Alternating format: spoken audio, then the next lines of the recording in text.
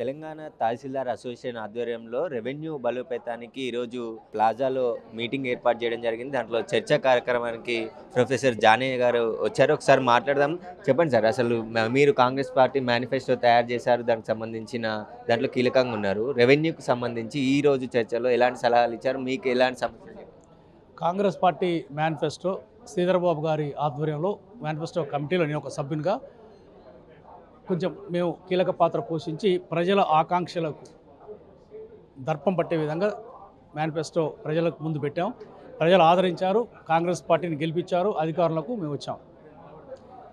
ఈ మేనిఫెస్టోలో రెవెన్యూకి సంబంధించిన ముఖ్యంగా ఒక 4 అంశాలు. ఒకటి, ధరణిలో ఉన్న లోపాలన్నీ సవరించి ధరణి స్థానంలో భూమాత అనే ఒక పోర్టల్ తీసుకురావాలి. ధరణి ద్వారా నష్టపోయిన అన్యాయానికి గురి అయిన రైతుల్ని న్యాయం చేసే విధంగా ఈ కొత్త పోర్టల్లో మేము ఉంచుతామని చెప్పేసి వాగ్దానం చేస్తున్నాం. రెండవది, ల్యాండ్ కమిషన్. మొత్తం ల్యాండ్ అడ్మినిస్ట్రేషన్ సంబంధించిన అన్ని సమస్యలను ఒక ఒక ఒక పర్మనెంట్ ఇన్స్టిట్యూషన్ మెకానిజం ఉండాలి. ల్యాండ్ కమిషన్ కూడా పెడతాం అని ప్రజల ముందు వెళ్ళాము.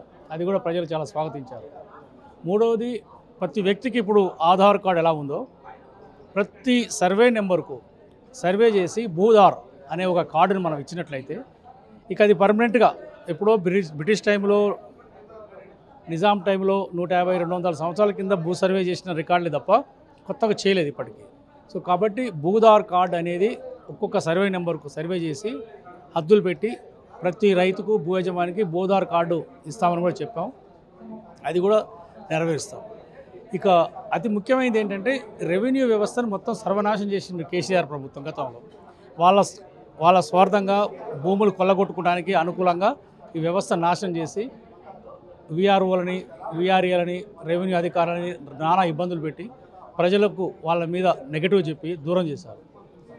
సరే, ప్రతి వ్యవస్థలో కొద్దిగా అవకతవకలు, అక్రమాలు ఉన్నట్టుగానే రెవెన్యూలో కూడా కొద్దిగా ఎవరో 3-4 చేసిన కొన్ని అక్రమాలని చిత్రీకరించి మొత్తం వ్యవస్థకు ఆపాదించి వ్యవస్థను సర్వనాశనం చేసిండు. అది చాలా దుర్మార్గమైన పని. దాన్ని ఇప్పుడు మొత్తం సంస్కరించి రివ్యాంప్ చేయాలనేది రాష్ట్ర ప్రభుత్వం ఆలోచిస్తుంది. రెవెన్యూ విధానం సరిగ్గా ఉంటేనే అభివృద్ధి విధానం నడుస్తుంది. భూ పరిపాలనా విధానం చాలా ఇంపార్టెంట్ అగ్రికల్చర్లో. ఈరోజు ఈ తహసీల్దార్ అసోసియేషన్లో రెవెన్యూని మొత్తం గత ప్రభుత్వం పట్టించుకోలేదు, పూర్తిగా విఆర్ఓ వ్యవస్థను రద్దు చేసి వాళ్ళని వివిధ రకాల పోస్టింగ్లు ఇచ్చారు, కొందరికి రెగ్యులరైజ్ కూడా చేయలేదు, వారసత్వ ఉద్యోగాలు కూడా ఇవ్వలేదు అని చెప్పేసి చెప్తున్నారు. ఇప్పుడు ఈ ప్రభుత్వంలో ఎట్లా ఉండబోతుంది ఈ రెవెన్యూ వ్యవస్థ? ఆల్రెడీ ముఖ్యమంత్రి గారు ప్రతి శాఖలో ఉన్న ఇలాంటి ఇబ్బందుల్ని రివ్యూ చేసి తక్షణమే పరిష్కారం ఇచ్చే విధంగా చర్యలు మొదలుపెట్టారు. అదేవిధంగా రెవెన్యూలో కూడా మీరు చెప్పిన సమస్యలన్నిటికీ పరిష్కారం త్వరలో చేస్తారు. ఎందుకంటే ఇది చాలా కీలకమైన డిపార్ట్మెంట్. బట్ ఈ సందర్భంగా నేను రెవెన్యూ శాఖ అధికారులకు కూడా ఏంటంటే, ప్రజల విశ్వాసం అనేది చాలా ముఖ్యం. ప్రజల నుంచి రావాలి, మాకు విఆర్ఓలు కావాలి, తహసీల్దార్లు కావాలనేది. కొంత కేసీఆర్ నెగటివ్ ప్రచారం చేసి వాళ్ళని ప్రజలకు దూరం చేశారు. ఇప్పుడు ప్రజల విశ్వాసం, చిన్న చిన్న సమస్యలు ఉన్నప్పుడు వారి స్థాయిలో త్వరగా పరిష్కరించి ప్రజల విశ్వాసం కూడా పొందితే ఇంకా బాగుంటుంది. సో ఆ దశ కూడా రెవెన్యూ అధికారులు పనిచేయాలి, ప్రభుత్వానికి పూర్తిగా మద్దతు ఇవ్వాలి, ప్రజలను ఇబ్బంది పెట్టకూడదు. ఇక్కడ ఏదో ఒక అధికారి ఇబ్బంది పెడితే 99 మంది నిజాయితీ గల అధికారులకు కూడా ఇబ్బంది కలుగుతుంది. దీన్ని ఆసరా చేసుకునే కదా కేసీఆర్ మొత్తం వ్యవస్థని ఒక నెగటివ్గా విలన్గా చూపించారు. అలాంటి అవకాశం కూడా ఏ ప్రభుత్వానికి ఇవ్వకూడదు. రెవెన్యూ అధికారులు కూడా ప్రజల పక్షాన, రైతుల పక్షాన ఉండి చిన్న చిన్న సమస్యలు వారి స్థాయిలో త్వరగా పరిష్కరించి ప్రజల మన్నలు కనుక పొందితే ఇంకా బాగుంటుంది. ప్రభుత్వం ఏ విధంగా ఎలాగైనా రెవెన్యూ వ్యవస్థను పునర్వ్యవస్థీకరించి బలోపేతం చేస్తుంది.